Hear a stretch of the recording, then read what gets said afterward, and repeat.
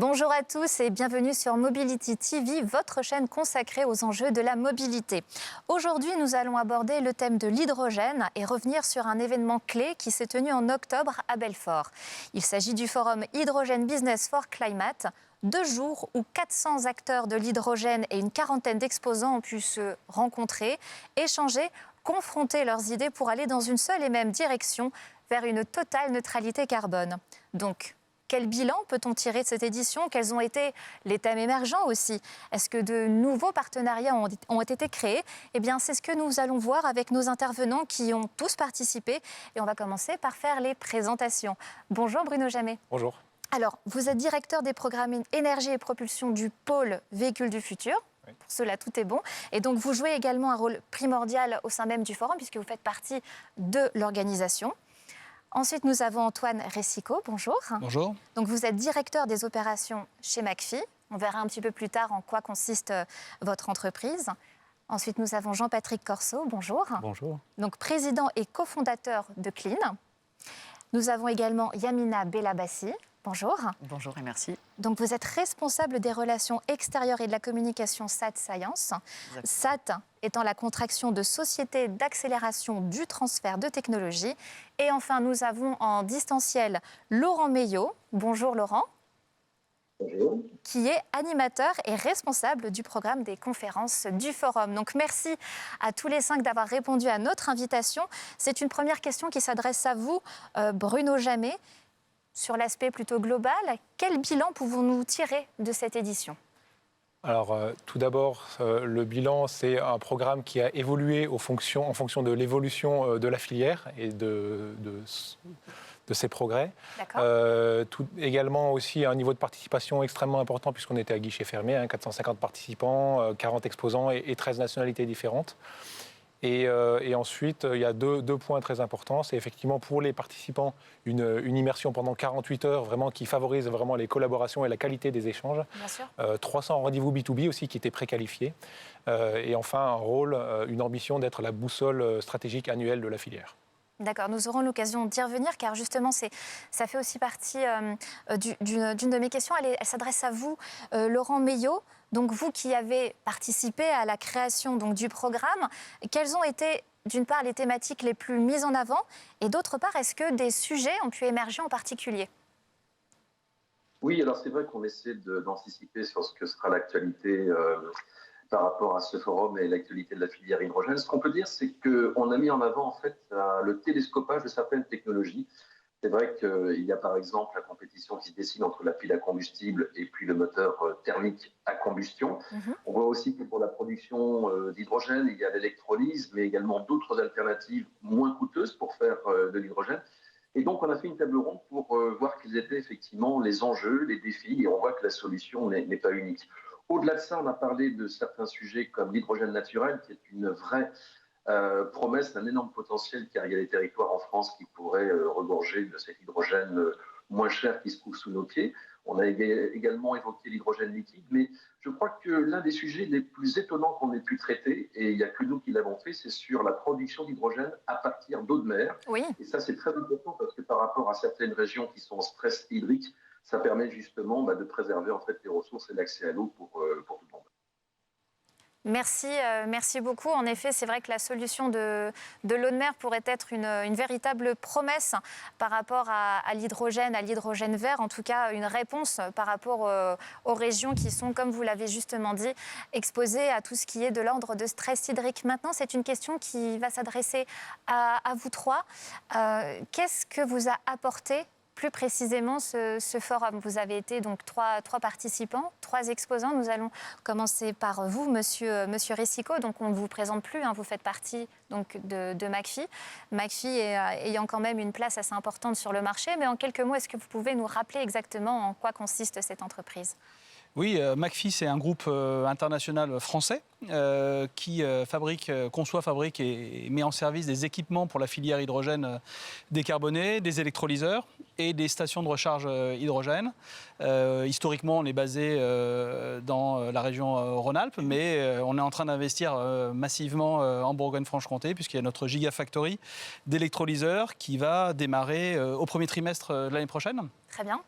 Et donc, on a aussi une usine en Italie et des bureaux d'études en Allemagne. Et donc, on participe à cette filière à la fois sur la partie mobilité, sur la partie industrielle, décarbonation de l'industrie, et puis demain aussi probablement pour le stockage d'énergie dans les réseaux. Voilà. Et donc, c'était important pour nous d'être sur ce forum à Belfort parce que sur la Bourgogne-Franche-Comté, il y a une densité d'acteurs industriels qui est probablement unique en France, avec beaucoup d'acteurs qui soit sont déjà implantés, comme Forvia, ou d'autres qui sont en train de s'implanter dans l'électrolyse, la pile à combustible et d'autres systèmes. Et donc, c'est un rendez-vous déjà en tant qu'industriel. On peut échanger avec les autres acteurs, voir où ils en sont, les difficultés qu'ils rencontrent. Il y a 2-3 ans, c'était les plans, c'était les roadmaps pour s'implanter. Et puis là, aujourd'hui, les premières usines sortent de terre. Notre Gigafactory va être la première en France pour les électrolyseurs, mais d'autres sont en train de se préparer également. Et donc, c'est un bon moment pour échanger d'abord d'un point de vue industriel. Très bien, merci beaucoup. Maintenant, je me tourne vers vous, Yamina Bellabassi. Que vous a apporté concrètement cette édition ? Alors c'est la première année en fait que nous exposons au forum. Ouais. Nous y avions participé en tant que visiteurs. Et cette année, effectivement, c'est important, nous, en tant que société d'accélération du transfert de technologie, qui sommes basés en Bourgogne-Franche-Comté et en Grand Est. Donc, notre mission, en fait, consiste à investir dans les technologies de la recherche publique. Donc, en cela, en fait, on est complémentaire à la dimension industrielle de la filière. Et un événement et un endroit comme le forum, c'est extrêmement important parce que ça nous permet effectivement du coup de prendre le pouls du marché et la dimension marché est très importante pour nous, pour mieux comprendre comment les technologies qui sont dans les laboratoires, elles peuvent s'adapter, elles peuvent venir répondre et apporter une vraie valeur ajoutée à notre filière, aux acteurs de la filière. On a un autre rôle important qui, à partir toujours des innovations de la recherche publique, ont des risques, puisqu'on a une capacité d'investissement dans la technologie, c'est de contribuer à l'émergence, à la naissance de start-up. Et donc, pour nous, c'est extrêmement important. Et je crois qu'on a la chance d'avoir la société Clean qui peut en témoigner. Donc, Clean pourra nous en dire quelques mots à ce sujet. Pour le forum, on a fait effectivement le choix cette année d'être exposant parce qu'on a aussi besoin d'être visible, de montrer que les acteurs de l'innovation que nous sommes, donc les sociétés d'accélération du transfert de technologie, elles sont 13 en France, puisque nous sommes soutenus par les pouvoirs publics et parce qu'on a cette capacité d'investissement pour faire émerger les technologies, on dit maintenant deep tech. Donc ce rôle est important et prendre part à des événements aussi qualitatifs que le forum, pour nous, c'est important. C'est important, moi je l'ai dit, de rencontrer des industriels, de rencontrer les acteurs, mais aussi de participer à des plénières, des tables rondes. Et les contenus sont extrêmement qualitatifs, donc c'est un véritable événement, c'est un événement clé pour nous, pour comprendre les enjeux et participer à la construction de cette filière.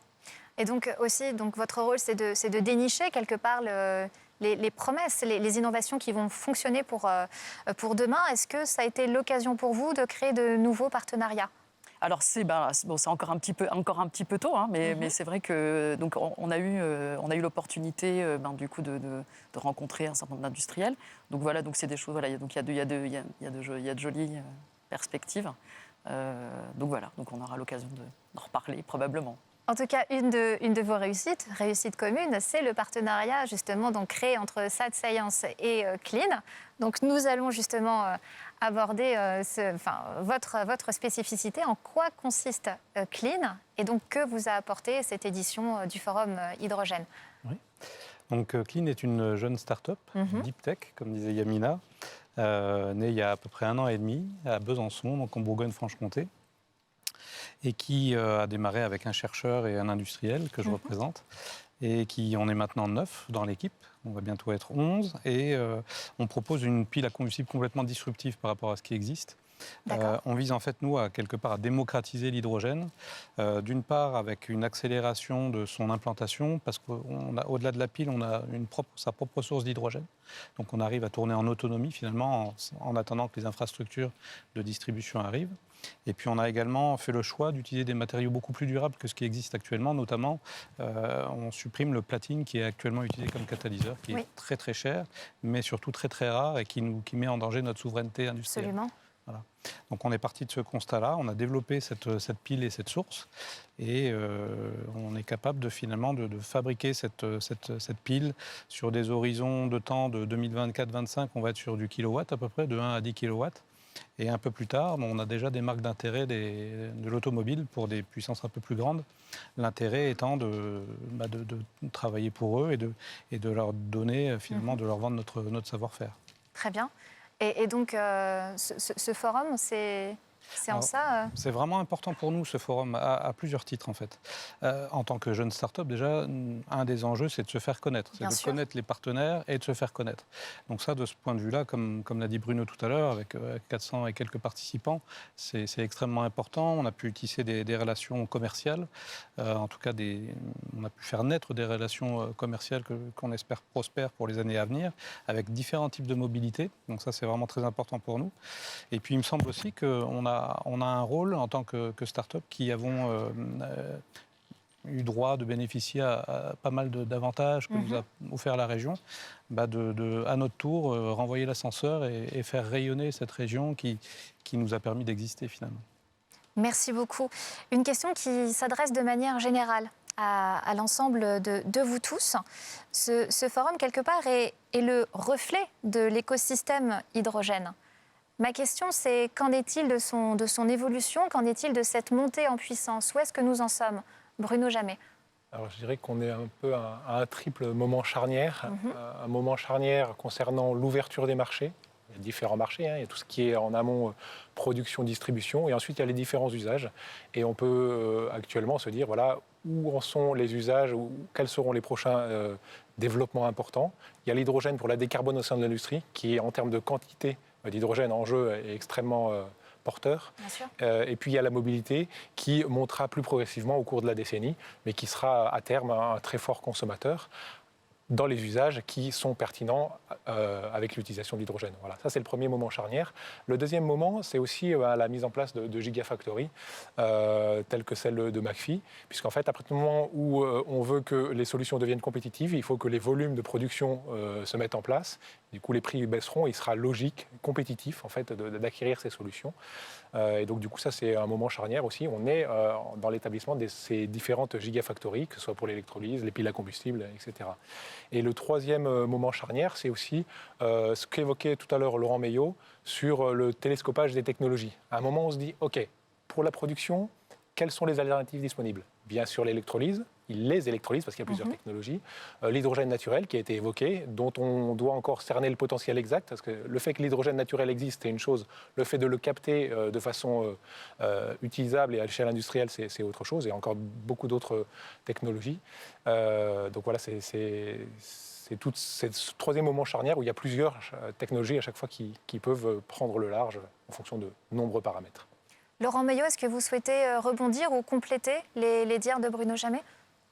Oui, bien sûr. Ce que je peux dire, c'est que depuis 15 ans que je suis ce qui se passe en région Bourgogne-Franche-Comté, on est passé vraiment de la recherche au déploiement. Ça a été dit pour les gigafactories, mais il y a aussi des bus qui arrivent à Belfort, il y a des stations qui sont déployées à Dijon, à Auxerre, et puis il y a ce beau projet qui a été annoncé lors de la dernière édition du forum, c'est le projet d'école nationale de l'hydrogène qui est porté par la région Bourgogne-Franche-Comté, et on sait à quel point c'est important, bien sûr, de former les talents de demain afin de répondre aux besoins des industriels. Merci beaucoup.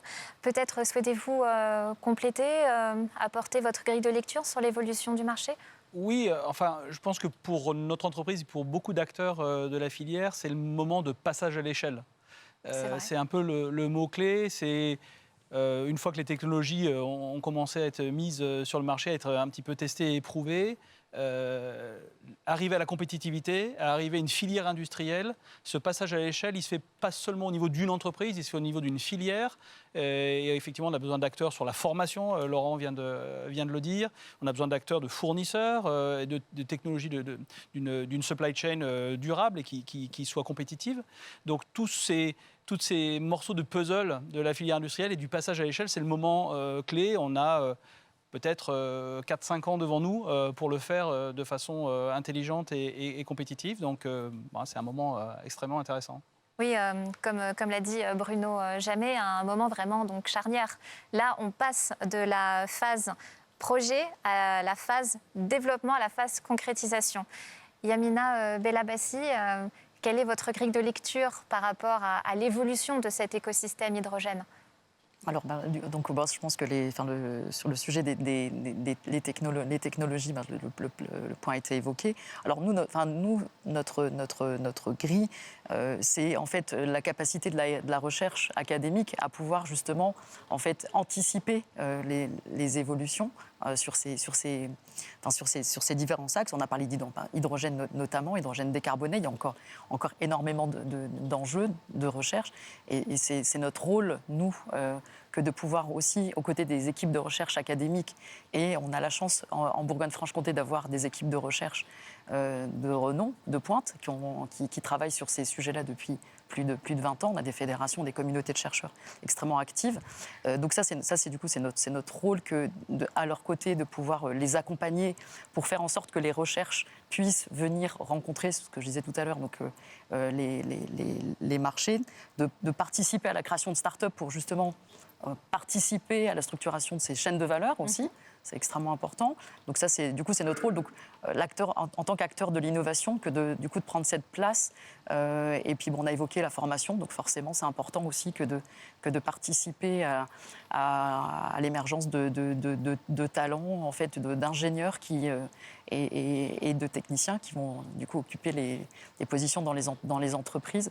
Donc je crois qu'effectivement la recherche a encore un rôle important et nous, en tant qu'acteurs de l'innovation, c'est important aussi qu'on soit à leur côté, aux côtés des acteurs industriels du pôle véhicule du futur pour participer à ces créations de communautés et puis faire que notre territoire soit reconnu dans ses forces.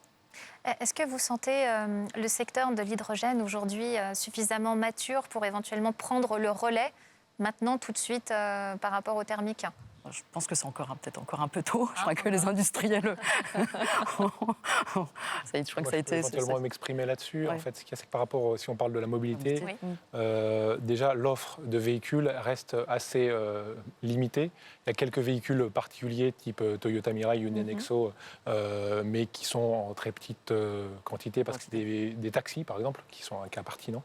Ensuite, tout ce qui est véhicules utilitaires légers, chez nos deux constructeurs nationaux, ils sont plutôt en position de force, mais on est encore sur des volumes pilotes et ça va monter en puissance sur 2025-2026.